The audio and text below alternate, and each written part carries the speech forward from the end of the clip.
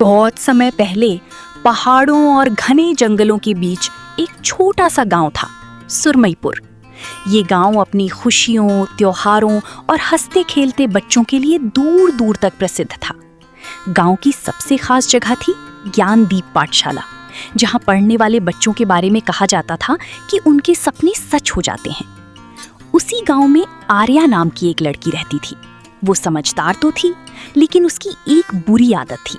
वो हर काम अधूरा छोड़ देती थी। कोई सवाल कठिन लगता तो किताब बंद कर देती, चित्र अच्छा न बनता तो रंग फेंक देती।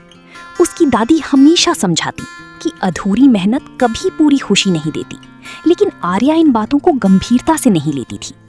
धीरे धीरे उसके साथ अजीब घटनाएं होने लगी। हर रात उसे एक डरावना सपना दिखाई देता, एक काला महल जिसकी टूटी खिड़कियों से रोने की आवाजें आती थीं। वो सपना इतना डरावना था कि आर्या रातों को चीख कर उठ जाती। एक दिन उसने अपनी दादी से पूछा कि क्या सचमुच सपनों की भी कोई दुनिया होती है। दादी ने उसे बताया कि उस दुनिया में दो शक्तियां रहती हैं। एक होती है सुनहरी परी, जो बच्चों के सपनों में रोशनी भरती है। दूसरी होती है परछाई रानी, जो डर, आलस और अधूरी मेहनत से पैदा होती है। वो बच्चों को उनके डर में फंसा देती है। उस रात आर्या को फिर वही सपना आया। इस बार वो खुद को उस काले महल के सामने खड़ी पाई।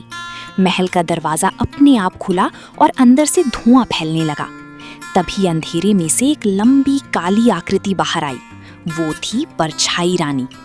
उसने आर्या से कहा कि अगर वो उसके साथ रहेगी तो उसे कभी मेहनत नहीं करनी पड़ेगी, न पढ़ाई, न जिम्मेदारी, सिर्फ आराम और खेल। आर्या डर गई। तभी अचानक आसमान से सुनहरी रोशनी उतरी। उस रोशनी में एक सुंदर परी दिखाई दी। उसके चमकते पंख और शांत मुस्कान देखकर पूरा महल रोशन हो गया। वो थी सुनहरी परी। उसने आर्या से कहा कि असली ताकत डर से भागने में नहीं, बल्कि उसका सामना करने में होती है। परछाई रानी ने आर्या के चारों ओर काला धुआं फैला दिया। उसके कानों में आवाजें गूंजने लगीं, तुम कुछ नहीं कर सकती, तुम हमेशा हार जाओगी। धीरे धीरे आर्या का आत्मविश्वास टूटने लगा। तभी सुनहरी परी ने उसे एक चमकता हुआ दर्पण दिया। जब आर्या ने उसमें देखा तो उसे अपना अतीत दिखाई दिया। उसने देखा कि कैसे वो बचपन में कई बार गिरने के बाद साइकिल चलाना सीख गई थी। उसने देखा कि मेहनत की वजह से ही उसने चित्रकला प्रतियोगिता जीती थी। आर्या को एहसास हुआ कि वो कमजोर नहीं है। उसने साहस जुटाकर कहा कि अब वो हर मुश्किल का सामना करेगी और कभी हार नहीं मानेगी। जैसे ही उसने ये कहा, उसके चारों ओर फैला अंधेरा टूटने लगा। लेकिन तभी उसने महल के अंदर कई बच्चों को कैद देखा।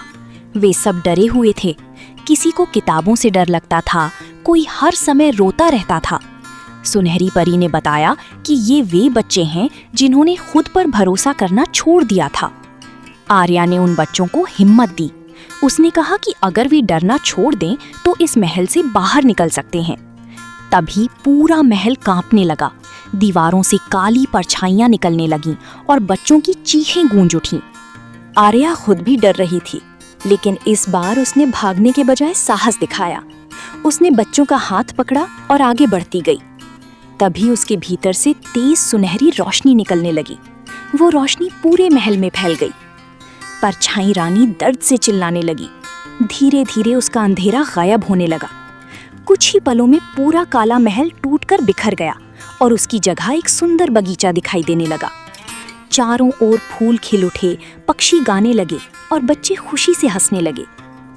आर्या की आंख खुली तो सुबह हो चुकी थी। पहली बार उसके चेहरे पर डर नहीं, आत्मविश्वास था। उस दिन से उसने हर काम पूरी मेहनत से करना शुरू कर दिया। वो खुद भी बदली और उसने अपने दोस्तों को भी सिखाया कि डर और आलस इंसान को अंदर से कमजोर बना देते हैं। धीरे धीरे पूरी पाठशाला का माहौल बदल गया। बच्चों के चेहरों पर फिर मुस्कान लौट आई। अब उनके सपने डरावनी नहीं, बल्कि रंगीन और उम्मीदों से भरे होते थे। और कहा जाता है कि आज भी जब कोई बच्चा अपनी डर से लड़ना सीख जाता है तो कहीं ना कहीं सुनहरी परी मुस्कुरा उठती है। इसीलिए हमेशा अपने सपनों से भागना नहीं चाहिए, अपने सपनों के लिए मेहनत करनी चाहिए। इस कहानी से आपने क्या सीखा कमेंट में ज़रूर बताइएगा। चैनल को लाइक शेयर सब्सक्राइब करना ना भूलिएगा। मिलते हैं अगली वीडियो के साथ, तब तक के लिए खुश रहिए, मुस्कुराते रहिए।